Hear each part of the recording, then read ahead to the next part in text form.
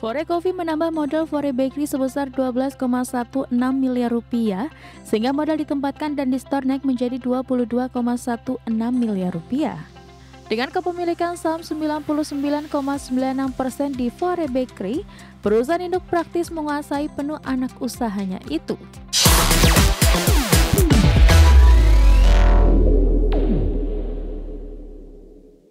Pemirsa, terima kasih Anda masih bersama kami. PT Fore Kopi Indonesia Tbk atau Fore Coffee menyuntikkan modal baru kepada anak usahanya, Fore Bakery Indonesia. Tambahan dana ini diharapkan mampu memperkuat bisnis roti artisan yang dimiliki perseroan. Fore Coffee menambah modal Fore Bakery sebesar 12,16 miliar rupiah, sehingga modal ditempatkan dan di-store naik menjadi 22,16 miliar rupiah.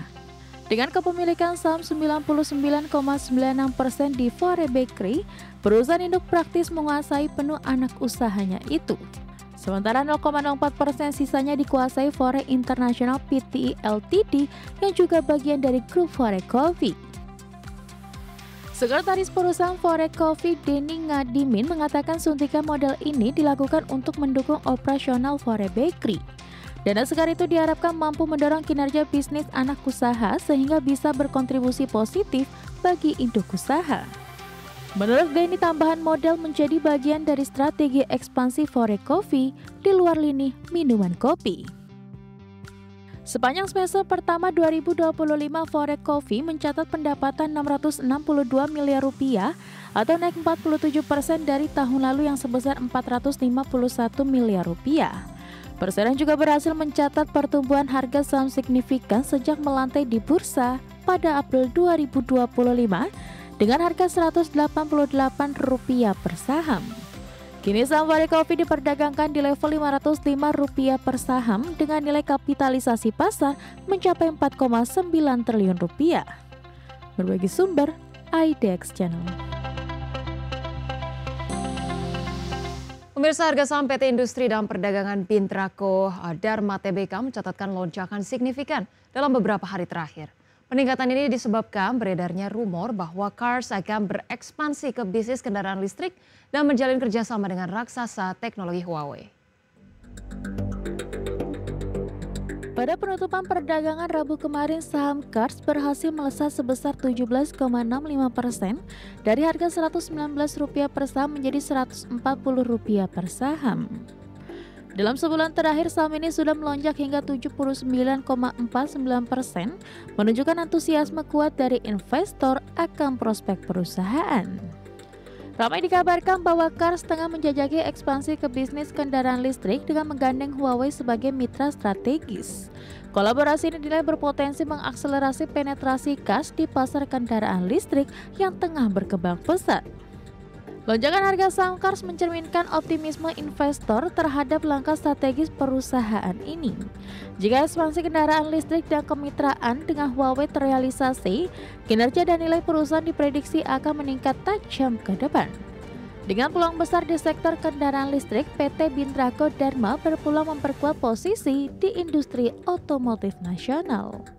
Berbagi sumber, IDX Channel. Pemirsa, PT Lautan Luas Tbk terus memperkuat portofolio bisnisnya dengan menandatangani Memorandum of Understanding bersama PT Pertamina Lubricants, di mana kerjasama ini menjadi awal penjajakan kolaborasi dalam pengembangan produk specialty chemicals dan juga pelumas. Kolaborasi ini mencakup pemenuhan kebutuhan pelumas industri termasuk produk food grade untuk aplikasi hidrolik dan roda gigi. Selain itu, kerjasama ini juga menargetkan pengembangan metal working fluid yang memiliki potensi besar untuk dipasarkan kembali oleh Lautan Luas.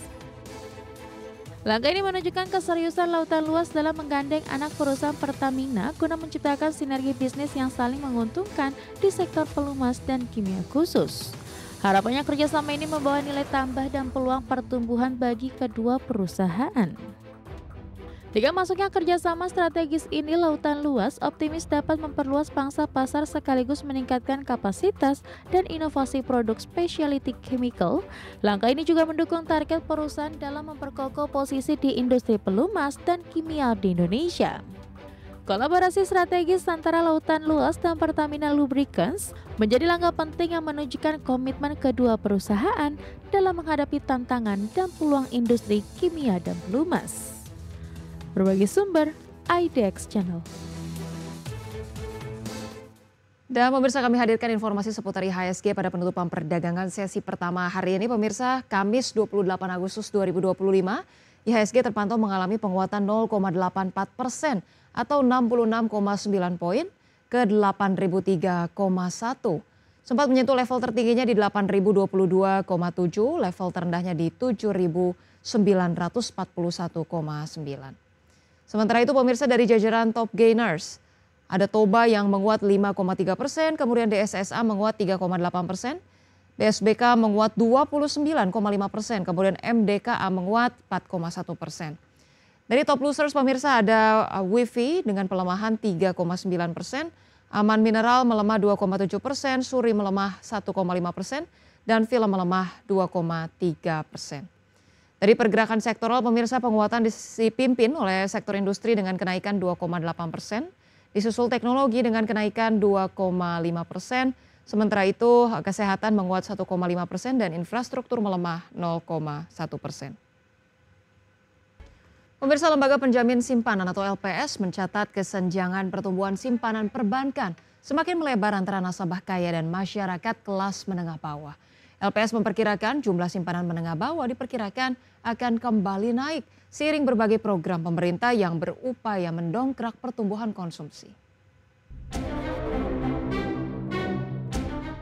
Lembaga Penjamin Simpanan atau LPS mencatat kesenjangan pertumbuhan simpanan perbankan semakin melebar antara nasabah kaya dan masyarakat kelas menengah bawah. Ketua Dewan Komisioner LPS Purbaya Yudhistha Dewa menyebutkan bahwa hingga Juli 2025, simpanan di bawah 100 juta rupiah hanya tumbuh 4,76% secara tahunan. Sebaliknya, simpanan jumbo di atas 5 miliar rupiah meningkat 9,45%. Meski tertinggal, Purbaya menilai simpanan masyarakat kecil mulai menunjukkan perbaikan setelah sempat turun menjadi 3,75% pada Mei 2025. Pertumbuhannya kembali menguat ke level 4,89% pada Juni. Dengan berbagai program pemerintah yang telah mendorong ekonomi secara bertahap, maka Purbaya memperkirakan pertumbuhan jumlah simpanan di bawah 100 juta rupiah akan kembali naik ke level 5 hingga 6%, seiring membaiknya proyeksi pertumbuhan ekonomi di akhir tahun. Yang di bawah 100 juta sebagian amat dipengaruhi oleh BLT dari pemerintah ya. Kalau pemerintah mengeluarkan BLT lebih banyak, mestinya tumbuhnya lebih banyak. Tapi begini, itu hanya sebagian.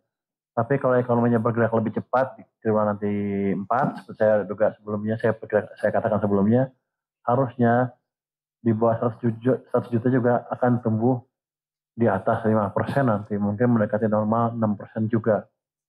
Tapi mungkin untuk sementara tidak di atas yang 5 miliar tadi. Sementara itu, simpanan di atas 100 juta rupiah hingga 5 miliar rupiah banyak dipengaruhi oleh perusahaan yang masih menahan ekspansi bisnis dan memilih menyimpan dana di bank. Kondisi ini menurut Purbaya menjadi sinyal pelaku usaha tengah bersiap melakukan ekspansi saat ekonomi membaik. Jakarta, Raharjo Patmo, IDX Channel.